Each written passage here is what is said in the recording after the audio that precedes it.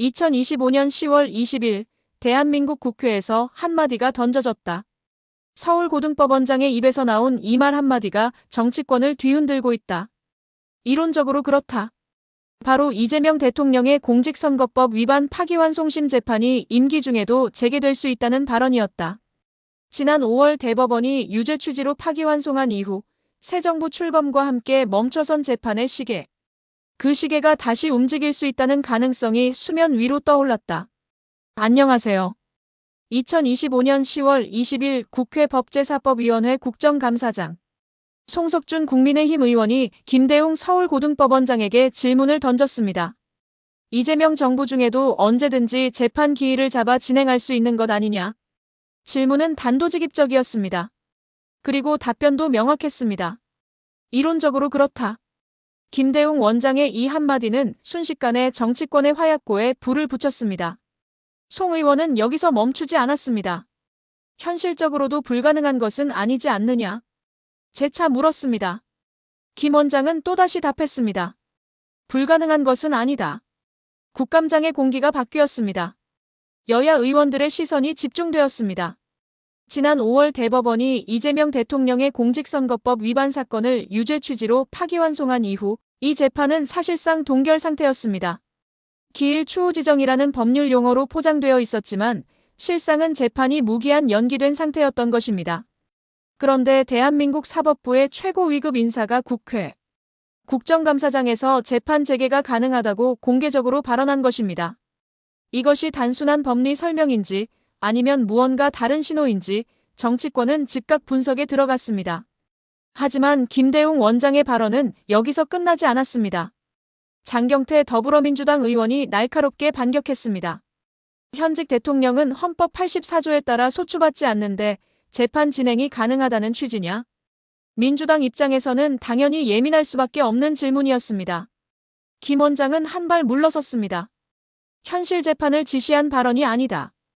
이론적으로는 소추의 재판이 포함된다는 견해도 있고 포함되지 않는다는 견해도 있다. 원론적인 답변으로 선을 그은 것입니다. 하지만 이미 정치권에는 파문이 일고 있었습니다. 뉴데일리는 이날의 국감 현장을 상세히 보도하며 재판 재개 공방이 재점화되었다고 전했습니다.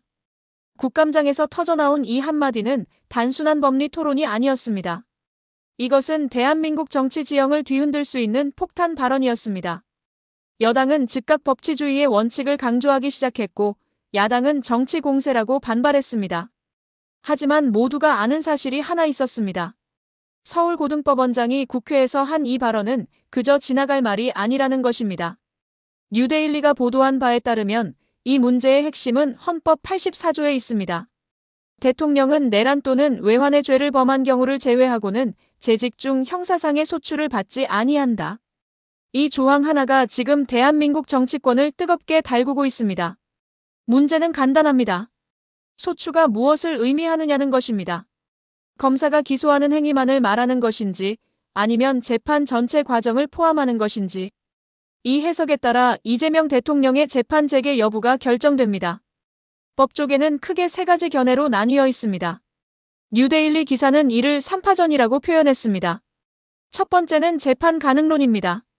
이 입장은 소추를 검사의 기소와 공소유지 행위로만 한정해서 봅니다. 재판은 법원의 고유한 권한이기 때문에 이미 재직 전에 시작된 재판이라면 대통령 임기 중에도 계속 진행할 수 있다는 논리입니다. 즉, 검사가 새롭게 기소하는 것은 안 되지만 이미 시작된 재판을 이어가는 것은 헌법 84조 위반이 아니라는 해석입니다. 두 번째는 재판 불가론입니다. 이 견해는 소추의 공소유지와 공판 진행이 모두 포함된다고 봅니다.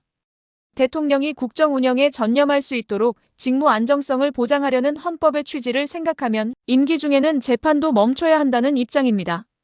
재판에 계속 출석하고 변론해야 한다면 그것 자체가 대통령의 직무 수행을 방해하는 것 아니냐는 논리입니다. 세 번째는 절충절차론입니다. 법원이 일단 재판 기일을 잡아 절차를 시작하되 다툼이 있으면 헌법재판소에 권한쟁의나 가처분을 신청해서 최종 판단을 받자는 입장입니다. 사법부와 행정부 그리고 헌법재판소가 함께 이 문제를 정리하자는 것입니다. 뉴데일리는 법조계 전문가들의 의견을 종합하며 학계 해석이 3파전으로 팽팽하게 맞서고 있다고 보도했습니다. 어느 하나가 압도적으로 우세하지 않다는 것입니다. 이것은 무엇을 의미할까요?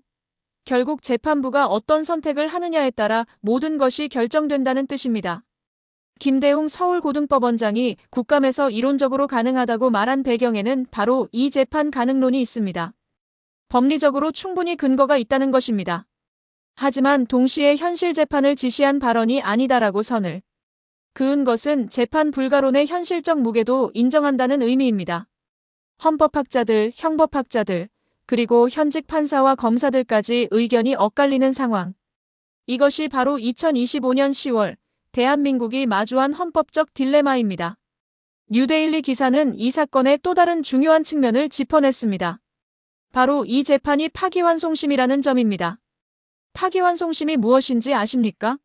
대법원이 하급심 판결을 파기하고 다시 심리하라고 돌려보낸 재판입니다. 일반적인 1심, 2심 재판과 다른 점이 있습니다. 대법원이 이미 법리를 명확히 제시했기 때문에 쟁점이 정리된 범위 안에서 비교적 신속하게 진행될 수 있다는 것입니다.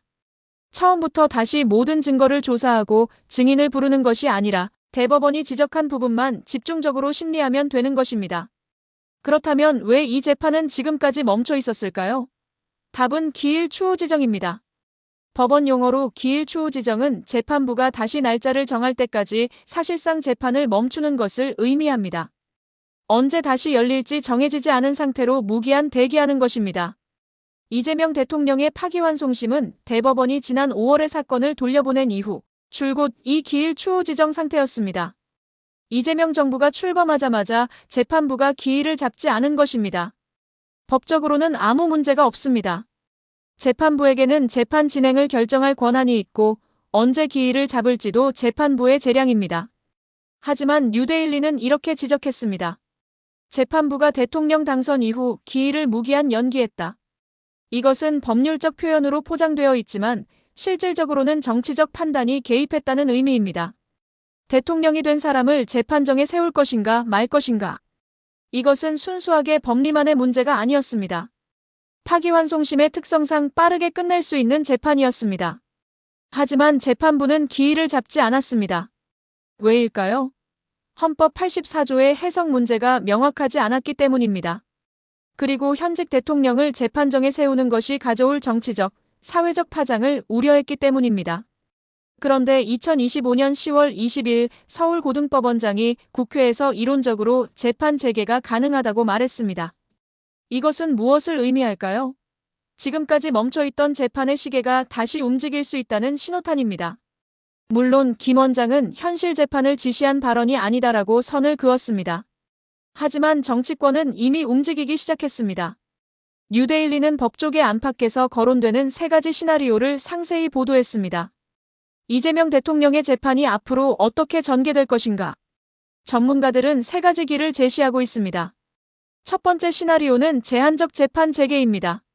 재판부가 기일을 다시 잡되 최소한의 범위에서만 심리를 진행하는 방식입니다.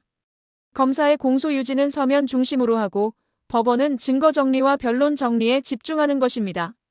대통령의 출석도 필요한 최소한으로만 요구합니다. 이렇게 하면 대통령의 직무 수행에 큰 지장을 주지 않으면서도 재판을 이어갈 수 있다는 논리입니다. 이 방식의 장점은 명확합니다. 재판이 무기한 지연되는 것을 막을 수 있고 사법부의 독립성과 법치주의 원칙을 지킬 수 있습니다. 하지만 단점도 있습니다. 대통령이 재판을 받는다는 것 자체가 정치적으로 큰 파장을 일으킬 수밖에 없다는 점입니다. 두 번째 시나리오는 헌법재판소 판단 의뢰입니다. 재판부가 기일을 지정하면서 동시에 헌법재판소의 권한쟁의나 가처분을 신청하는 것입니다. 당사자 측이 신청하면 헌법재판소가 임시 기준을 제시해 법원의 판단 근거를 명확히 해줄 수 있습니다. 재판은 일단 진행하되 헌법 해석의 가이드라인을 빠르게 확보하자는 취지입니다. 이 방식은 사법부가 단독으로 결정을 내리는 부담을 덜 수 있습니다. 헌법재판소라는 또 다른 헌법기관이 헌법 84조를 어떻게 해석할 것인지 명확히 밝혀주면 재판부는 그 기준에 따라 재판을 진행하면 됩니다. 하지만 문제는 시간입니다. 헌법재판소의 판단이 나오기까지 또다시 상당한 시일이 걸릴 수 있습니다. 세 번째 시나리오는 현 상태 유지, 즉 기일 추후 지정을 계속 유지하는 것입니다. 뉴데일리 기사에 따르면 법 쪽의 일각에서는 이것이 가장 현실적인 시나리오라고 보고 있습니다. 법리적으로는 재판 재개가 가능하지만 현직 대통령을 재판정에 세우는 것은 사법부에 여러 부담이 되기 때문에 재판부가 결단을 내리지 않는 한 재판 재개는 현실적으로 어렵다는 분석입니다. 기사는 한 법학 교수의 말을 인용했습니다. 현실 가능성이 높은 것은 결국 추후 지정이 유지되는 것이다. 법리적으로는 충분히 재판 재개가 가능하지만 대통령 신분의 피의자 재판을 진행하는 것은 사법부에 여러 부담이 되기 때문에 재판부가 결단을 내리지 않는 한 재판 재개는 현실적으로는 어려울 것으로 보인다. 하지만 이 시나리오의 문제점도 분명합니다. 뉴데일리는 심리 장기화로 인한 사법 불신, 증거 악화 등 부작용이 커질 수 있다고 지적했습니다. 재판이 계속 미뤄지면 국민들은 사법부를 신뢰하지 않게 됩니다. 정치권력 앞에서 사법부가 주눅들었다는 비판이 나올 수밖에 없습니다. 또한 시간이 지날수록 증거가 흐려지고 증인들의 기억도 희미해집니다. 세 가지 시나리오 모두 장단점이 있습니다. 어떤 길을 선택하든 논란은 피할 수 없습니다. 뉴데일리는 재판부의 기일 재지정 여부가 주목받고 있다고 전했습니다. 결국 공은 재판부에게 넘어가 있습니다. 뉴데일리 기사의 마지막 부분은 가장 현실적이면서도 가장 민감한 대목을 다루고 있습니다. 정치권의 지형이 바뀔 경우 사법의 시계는 언제든 돌 수 있다는 관측도 없지 않다. 법은 법입니다. 하지만 법을 집행하는 사람은 사람입니다. 사법부도 정치적 환경으로부터 완전히 자유로울 수 없습니다. 이것은 사법부가 정치에 굴복한다는 의미가 아닙니다. 다만 사법 판단이 내려지는 타이밍과 방식은 정치적 상황에 영향을 받을 수밖에 없다는 현실적인 이야기입니다. 뉴데일리는 야권의 한 관계자 말을 인용했습니다. 사법부 수장이 정치가 아닌 법의 준수 원칙을 밝히고 나설 경우 상황은 언제든 돌변할 수 있다. 사법부에서 이 대통령에 대한 재판 재개 움직임만 보여도 전국은 요동칠 것이다. 이 말의 의미는 분명합니다. 서울고등법원장이 국감에서 한 이론적으로 가능하다는 발언 하나만으로도 정치권이 긴장했습니다. 만약 실제로 재판부가 기일을 지정한다면 어떻게 될까요? 대한민국 정치는 순식간에 폭풍에 휩싸일 것입니다. 여당은 법치주의를 외칠 것입니다. 아무리 대통령이라도 법 앞에 평등하다, 재판을 받아야 한다고 주장할 것입니다. 야당은 정치 공세라고 반발할 것입니다.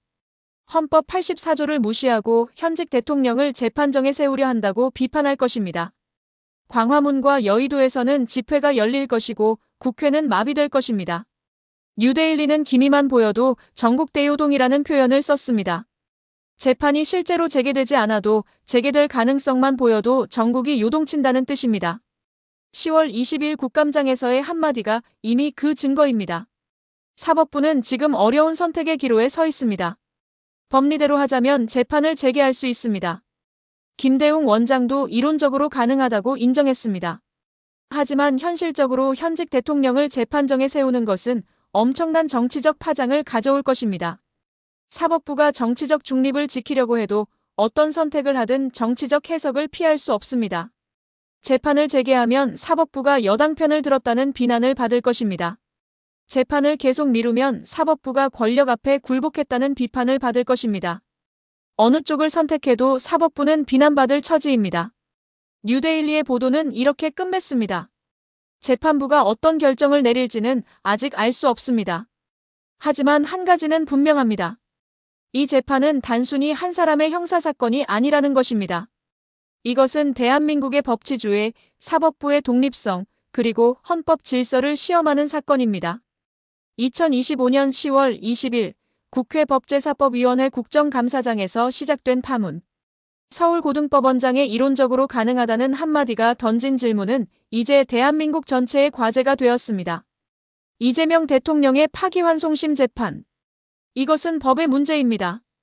동시에 정치의 문제입니다. 그리고 무엇보다 대한민국 헌법 질서의 문제입니다. 재판이 재개될 것인가, 계속 미뤄질 것인가? 헌법 84조를 어떻게 해석할 것인가?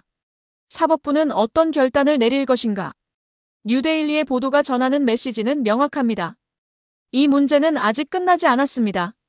오히려 이제 시작입니다. 정치권은 긴장하고 있습니다.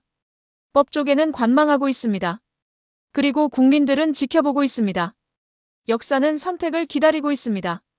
대한민국 사법부의 선택을, 그리고 그 선택이 가져올 결과를. 2025년 10월 22일 현재 재판의 시계는 여전히 멈춰 있습니다. 하지만 누구도 모릅니다. 그 시계가 언제 다시 움직일지. 뉴데일리가 보도했듯이 기미만 보여도 전국은 대요동칠 것입니다. 우리는 지금 그 기미를 목격하고 있습니다.